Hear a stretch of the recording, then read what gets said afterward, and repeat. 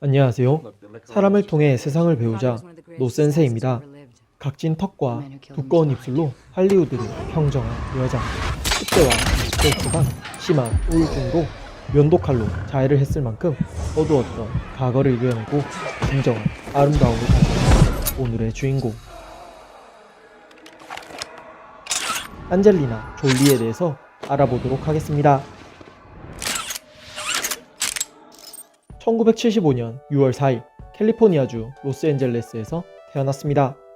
어렸을 적부터 직업이 모두 배우였던 그녀의 부모님. 아버지는 유명 배우 존 보이트, 어머니는 마셀린 버트란드였습니다.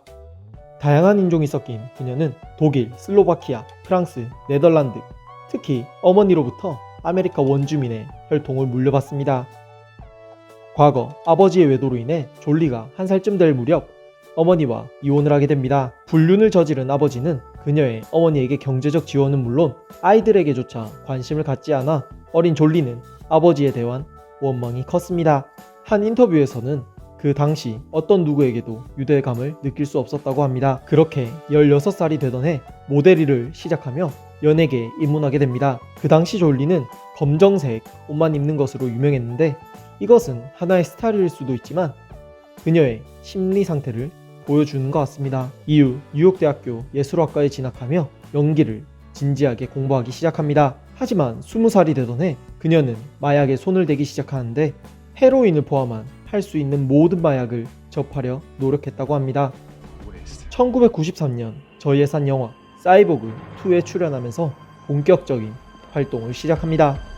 1995년 사이버 스릴러 영화 해커스에서 처음으로 주연을 맡습니다.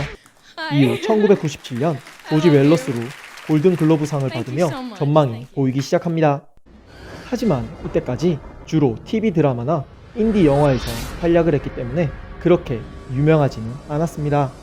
그녀가 대중적 인기를 얻고 스타로 떠오르게 된 작품은 2001년 툼 레이더. 원작 게임의 주인공인 라라 크로프트의 글래머러스한 몸매와 입술을 완벽하게 재현해내 세계적인 명성을 얻게 됩니다. 이후에도 원티드, 솔트와 같은 영화를 연이어 흥행에 성공시키며 2009년, 2011년, 2013년에는 포브스에서 할리우드에서 가장 출연료가 높은 여배우로 선정됩니다. 졸리는 단순히 출연료만 높은 배우가 아니었습니다.